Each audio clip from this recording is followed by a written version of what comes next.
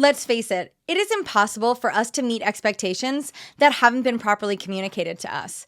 If you're a customer success manager, your leadership team has a very clear understanding of how they're defining success, what they expect you as a CSM to be doing day in and day out, how you should be showing up and driving impact for your customers and for the business. But the reality of it is, so few CSMs really have a good handle on what great looks like and are really not in tune with what's expected of them. So in this session, I'm going to be covering just that, the expectations of a high-performing customer success manager. This framework will break down all the different ways that customer success managers are measured and what's expected of them in SaaS companies. If you're new to my channel, my name is Christy Falteruso. I'm currently the Chief Customer Officer at Client Success, a customer success management solution.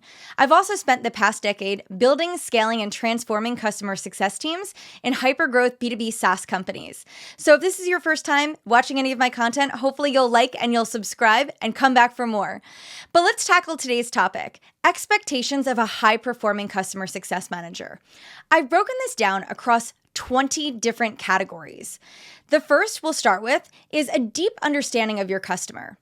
As a CSM, one of the most important things you can do is really truly know who your customer is, who they are, who they serve, what they want, what are they trying to get from the partnership, right? You're going to have to stay abreast of all the changes to their business, to the industry, to their market. Being in tune with your customer and understanding who they are will help you and your solution show up for ways that's going to help them get value, not only initially, but over time. You can't help your customers maximize the value from your product if you don't really understand what problems it is that they're trying to solve for. And so having that deep understanding will really transcend as you build and scale your partnership over the years. The other expectation is that we have the ability to build strong, strategic, and diverse relationships. It's not enough to have single-threaded relationships. Even if you have the best relationship with your main point of contact, that's not enough. There's something you'll hear often in customer success, which is the need to get high and wide. And I know that sounds silly, but what they're trying to convey is that as a CSM, you should have the ability to build and foster relationships all the way to the executive level, but then also across the organization. Now, if you're working with a company that has a land and expand motion, meaning they initially bring the product in with the hopes that they'll be able to expand use cases or into different teams or territories, then it is important that you're building and fostering a diverse set of relationships.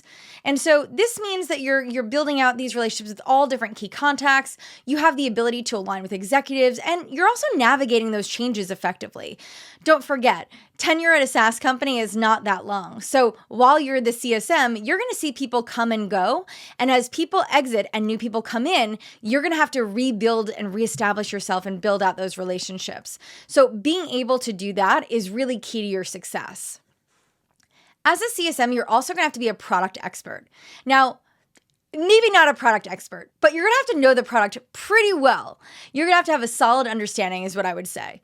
And its core use cases, as well as any nuances or value drivers for the platform. I always say it's important to understand how your product differentiates itself from other solutions in the market, because it's going to be important that you're anchoring on those differentiators to avoid any competitive risk. So you've got to be able to have a good, solid understanding of your product, because at the end of the day, your customers purchased your product, right? They didn't purchase a relationship with you. They didn't purchase services. So you're going to have to make sure that you understand what they're trying to achieve so you can help them orchestrate that through the product. And you can only do that if you really truly understand how to use your solution. So as a CSM, you've got to be a product expert. There's also this need to act with urgency. So this is the fourth one. What I always tell my team is you have to be able to understand when you've got to move quickly and thoughtfully through the partnership. There's going to be things that happen, and when they do, you have to be able to prioritize that. Now, we'll get to the need to prioritize later, but in this session, we want to focus on that acting with urgency. So you've got to be able to understand when something's important, when it's critical, and you've got to really prioritize that, right? It's got to move it to the top so you can get it done and move quickly. We can't wait on this. This isn't like a tomorrow thing or next week or let's try to schedule a meeting, 5 days from now. You have to understand when something is urgent, you have to act that way. The next one is managing effective communication. Now, communication is probably the most important thing to a customer success professional. And this is written and it's verbal and it's even body language, right? Like it's all ways that you communicate with your customers. And I always say it's important that we communicate with thoughtfulness and brevity because you don't want to be long-winded, whether that's in writing or your conversations with your customers. You never want to position against your product. At the end of the day, you have to be your product's biggest advocate. So you've got to watch what you say and how you position what you're saying. You also want to make sure that you're being proactive in your communication. So as proactive as obviously you can be, if a customer sends you an email and you're responding, you're not necessarily being proactive, you're responding. So that's reactive. But in the partnership and how we communicate and finding new opportunities for our customers, we want to be proactive in our communication around that. My customers love it when we tell them something before they find it themselves, right? Like, hey, guess what? There's a little glitch in the product. There's a bug. Support is on it. Don't worry. We're working to have this resolved shortly. Our customers would far more prefer that for us to let them know than for them to find it and have to chase us down to get it fixed. So you want to be proactive with that. You have to be timely in your follow-up. And this is going to go back to just our communication style and how you manage your customers. And then being professional. This is something that I think it differs from every organization and how you communicate. For me, I always try to err slightly more professional than more casual until I've built a relationship and I get to know that person's style and their tone and you know how they like to communicate. I never want to just make assumptions that any communication style that's a little laxed is going to be appropriate. So maybe always start a little bit more professional and then read the room and kind of scale back and adjust accordingly. Lastly, your communication should always be driving value. If you don't have something important and meaningful to say or to contribute, don't say anything at all. It's almost like that if you have nothing nice to say, don't say anything. I like to use that same methodology and kind of framework here and say, you know what? If I don't have something that's going to bring value to my customers, it's probably not important enough for me to communicate. Number 5. Having intellectual curiosity. This is really critical for CSMs, and I feel like a lot of folks don't really understand the importance here. This is like your ability to demonstrate innate curiosity in all situations with your customers. Anytime my CSMs are being asked questions by our customers, I always tell them your first response or reaction shouldn't be, okay, sure, let me show you how to do that, but rather, why are you trying to do that? Or what are you hoping to accomplish? Or what is the objective here? That's that intellectual curiosity. It's this strong desire to learn more and understand more. I always tell my team, like, let's always make sure that we seek to understand and never make assumptions. So that's what we're looking for here. As a CSM, the more questions you ask, the more you're going to learn about your customers and therefore the more value you'll be able to provide. So being able to demonstrate that intellectual curiosity is going to be really important. Now, again, let's not confuse this. This isn't like being annoying and saying, but why? But why? But why? Now, there is the 5 whys framework, which we could tackle in another video, but it really is just asking thoughtful questions and really truly trying to understand what it is that we're trying to get to. The next one is having strong technical aptitude. Now, for those of you who are newer to customer success and maybe don't truly understand what we're referencing here, this is the ability to understand the technical nuances of your technology or the technical nuances or the language that your customer is using. Being able to internalize technical jargon and workflows in your customer's ecosystem. So this is all really important. It doesn't necessarily mean that you're a technical expert, that you have the ability to, write code. This isn't what we mean by this. It's the ability to understand technical concepts and be able to communicate that and break it down and have conversations with your customer and with their teams about this. The next thing is being the internal voice of customer, or VOC. You'll hear this acronym quite a bit in customer success. Being the internal voice of customer ensures that you're serving internally as your customer's platform, right? Like their megaphone. So when your customers are giving you feedback or they're sharing sentiment or learnings, your job as a CSM is to take everything that you've learned, everything that you've heard, and communicate it back into the business. Now, this could be, hey, sharing product feedback with your product team. It could be your customer had really bad expectations coming into the partnership, and even what you're learning as you're engaging, go back to the sales team and say, hey, you know what? We clearly didn't set proper expectations with our customer. It could be, your customer needs something from the marketing team or, whatever it is. the end of the day, again, when we talk about that voice of customer, that is your job. Your job is to be that voice internally because your customers are not talking to everyone in your business, but you are. So make sure that you're being there to communicate all of their needs, their wants, their desires, their feedback, and you're taking that all internally and you're making sure that things that are necessarily being prioritized are that you're driving the business forward on their behalf. The next is a renewal manager. Now, not every CSM would be managing renewals, but if you are a CSM who is managing and is responsible for the renewal, you've got to make sure that you've got some proactive orchestration around this. Hopefully, you're working for a company that has a defined renewal process, but if they don't, that's okay, but you're going to have to make sure that you're putting together a framework that enables you to execute your renewals flawlessly. So I always tell everyone, listen, you've got to be able to identify risk early in the partnership so that way you can mitigate that risk, which will increase the chances of having that renewal and hopefully maybe some growth.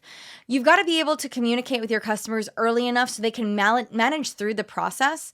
The reality of it is some companies, they've got procurement, they've got legal, they have their own internal processes.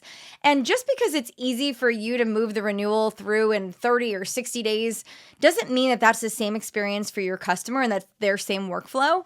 So I always tell everyone, you know what? Make sure that you get clarity from your customers and like, what does the process look like for them, right? What does that paper process look like? What is the approval process? What's the decision-making process?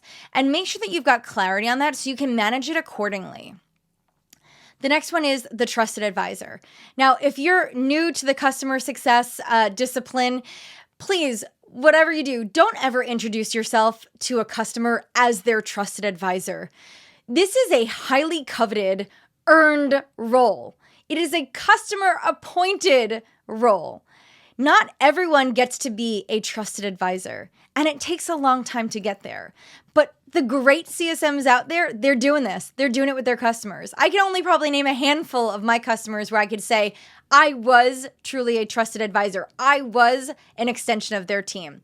But what we're talking about this is really, it's the ability to develop these deep-rooted relationships with your customers where they are viewing you, again, as part of their organization. They trust you. They rely on you. They count on you to help guide them, guide their strategy. And you're kind of the ambassador of their success. Now, you don't get to decide that you're going to be this role, but all of the things that you'll do throughout the partnership will help build yourself to a place where your customers can hopefully view you through that lens. So this is like highly coveted. It's what you want to be. You just can't decide when you get there. Your customers will let you know. Okay, next thing, you've got to be the brand advocate. You have got to be out there, really being the megaphone for your brand and your company. You're the CSM. At the end of the day, if you don't love and really believe in your product, how can you expect your customers to love and believe in your product?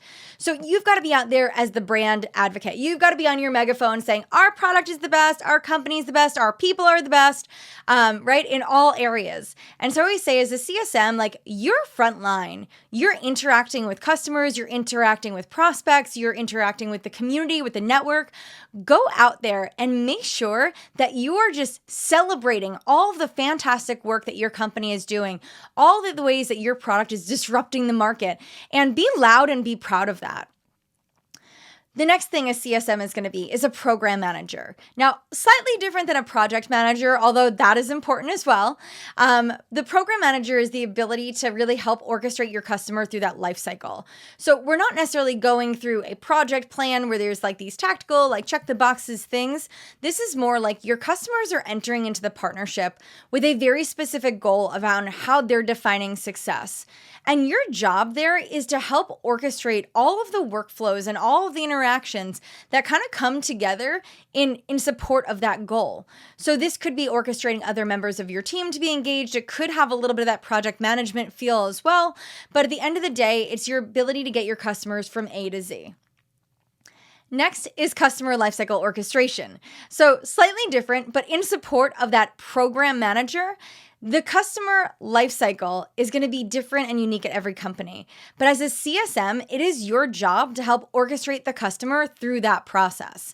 So whether that lifecycle for you as a CSM starts at onboarding, if it starts at the sales process, or it starts after onboarding and it stops before the renewal, it doesn't matter.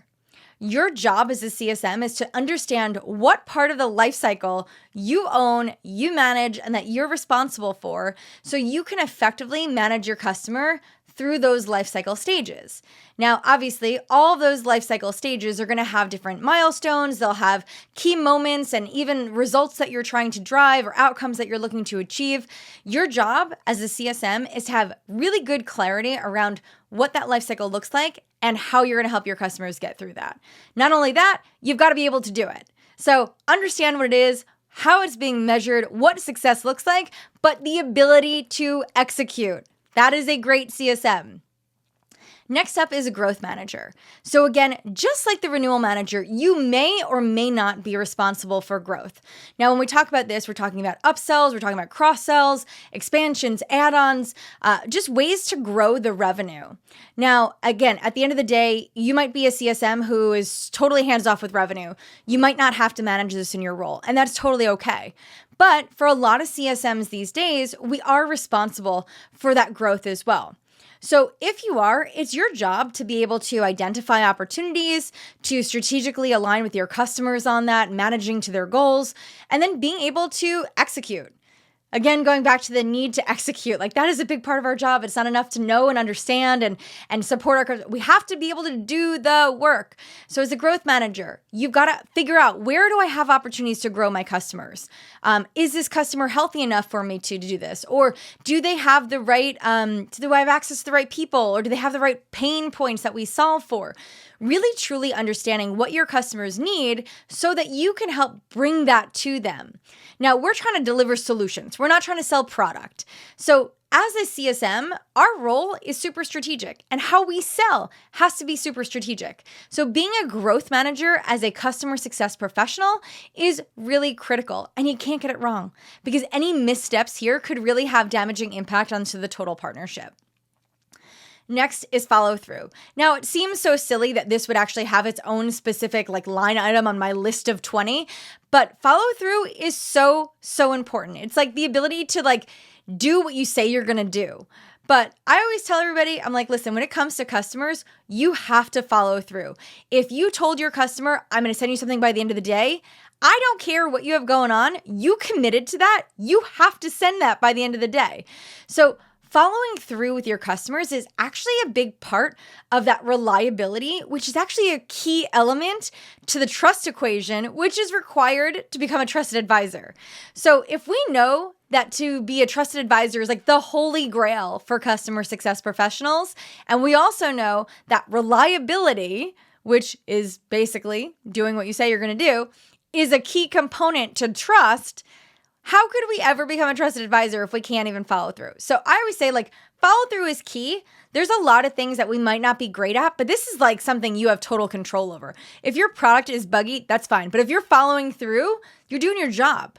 You can't control the bugs. You can control your actions. So following through is an easy way to win all the time with your customers. Just do what you say you're going to do. All right, next is objection handling. Now, sadly, customer success, we have to deal with tough situations. This is just, sadly, it's just part of what we have to do, right? We work for technology companies, many of us. And guess what? Technology does not always behave the way we want it to. And those points of friction get our customers frustrated. Or your customers want the product to do something it doesn't do today, and they've made a long list of all their product requests, and we haven't built out everything they want because, again, we're not a custom dev shop. So maybe there's reasons why we have not done that, but we've got to handle these frustrations. And listen, your customers could be upset for a multitude of reasons, and it's okay. Our job is to diffuse it and put a solution in place to get things back on track. Now, just because your customer is frustrated or mad or upset or sad or whatever does not mean that this is the end of the partnership.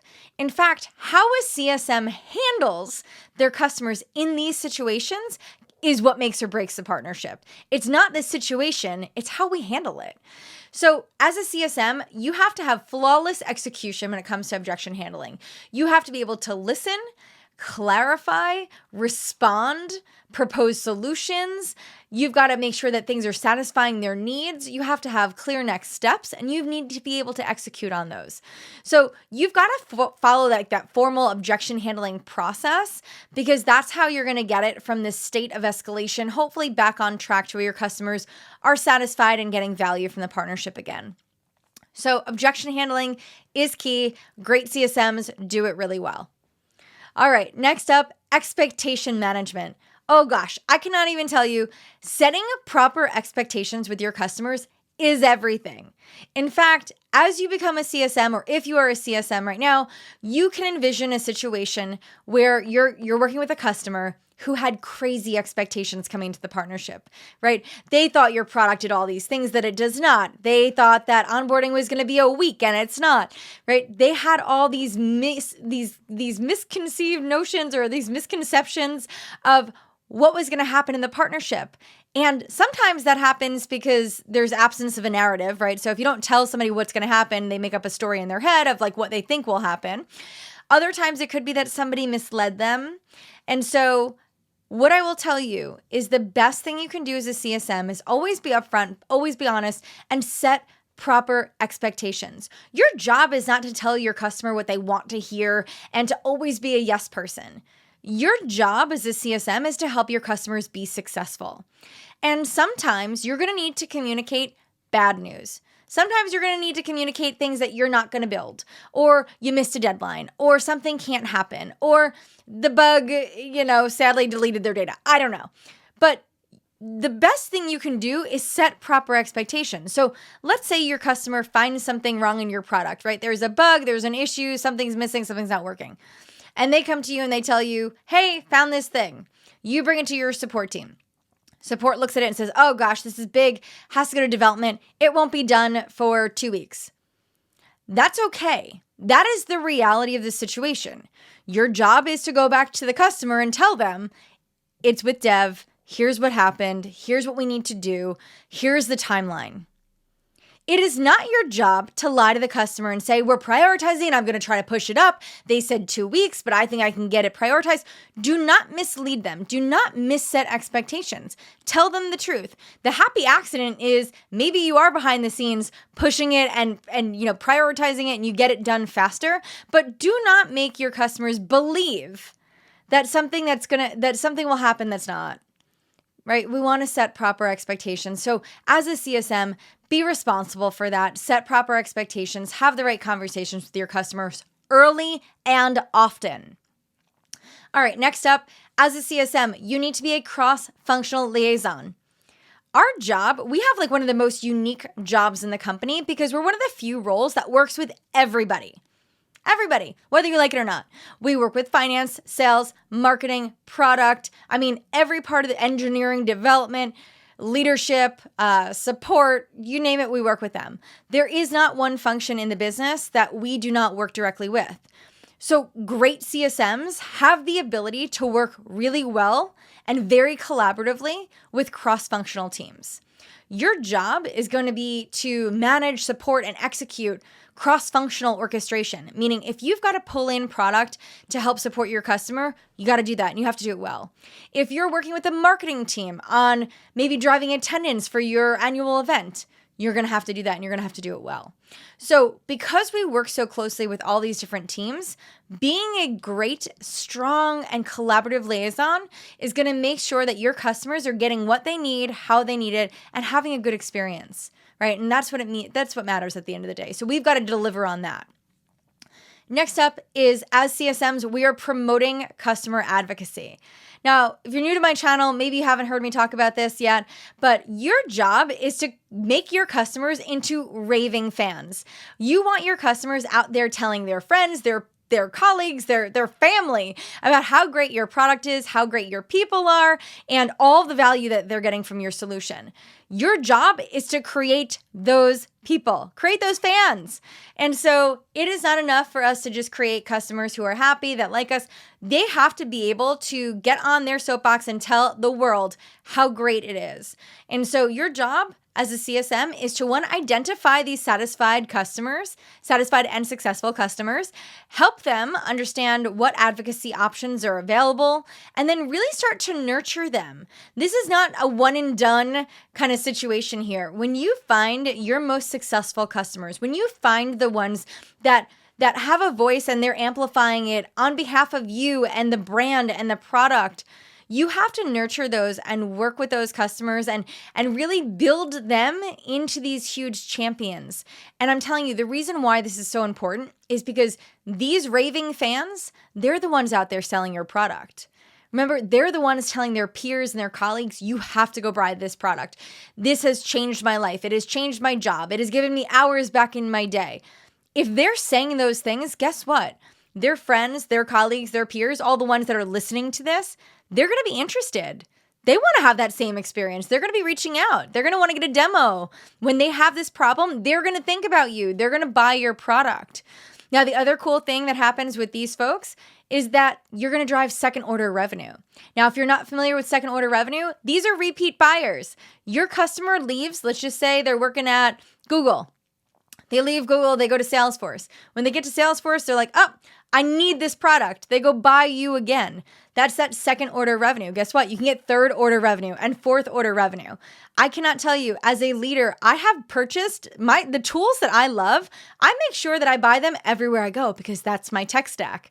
Well, these folks will develop their own tech stack. Make your product part of it. As a CSM, make sure that your customers are always going to take you with them because they need you and your solution to be successful. Last up, you've got to be a problem solver.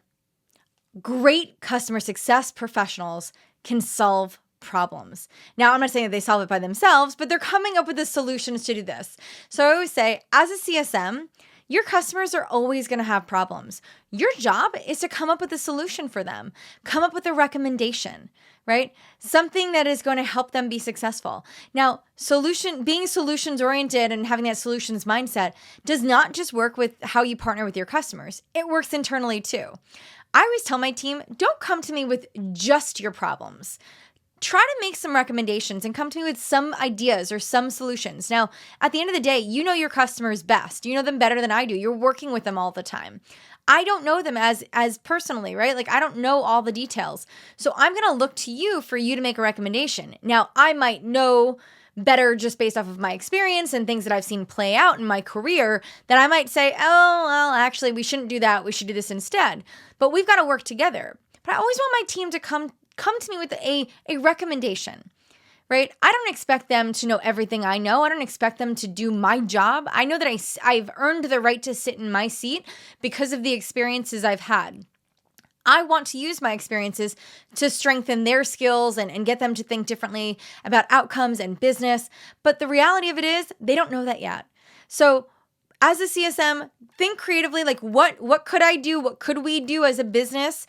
And come to your leadership team with some solution. When your customers have a problem, come up with a solution. If you really cannot think of anything, tell your customer, I'll be back with a solution. Go ask somebody else who's got a recommendation. Come back to your customer with it. At the end of the day, we're here to solve problems. We're here to solve problems through technology, through products. And so if you can be a strong problem solver, you're going to be a great CSM. So let's do a quick recap, okay? Expectations of a high-performing customer success manager. These folks, they have a deep understanding of their customer. They have the ability to build strong, strategic, and diverse relationships. They are product experts. They know when to act with urgency. They can communicate effectively. They demonstrate intellectual curiosity. They have strong technical aptitude. They're going to be the voice of their customer, the internal VOC. They're going to be strong renewals managers. They will work to becoming the customer's trusted advisor. They're going to be the internal and external brand advocate, right? They're the big cheerleader for the company. You're going to be a program manager. You have to understand how to orchestrate the customer lifecycle. You'll be the growth manager. You have really, really great follow through. You know how to manage objections and how to handle those tough situations. You can set proper expectations with your customers. You're a wonderful cross-functional liaison. You promote customer advocacy. You're turning your customers into raving fans. And lastly, you're a problem solver. So if you are able to do these things, do them well, execute flawlessly, you're going to be a great CSM. Now, no one's perfect. So here's a little pro tip. What I do with my team is we all have this grid. We have a snapshot view of these 20 things. And periodically what I ask my team is, pick the things that you think that you're great at, your strongest things, the things that you do well all the time, right? Consistently great. And then pick a couple things that you feel like you're not doing that well at. And let's have a conversation, because I want to amplify my team's skills, the things that they do really well. I want to find opportunities for them to shine in those areas. And then I want to work with them and I want to coach them in areas that maybe they're not as strong. So if you're a CSM and you're looking to be very proactive about your career, your growth, do the same thing. Take these 20 things that I've just told you that are defining for great customer success managers and go to your leadership team and say, hey, you know what, manager, I think I'm doing really well in these areas. I think I could really use your support and guidance in these.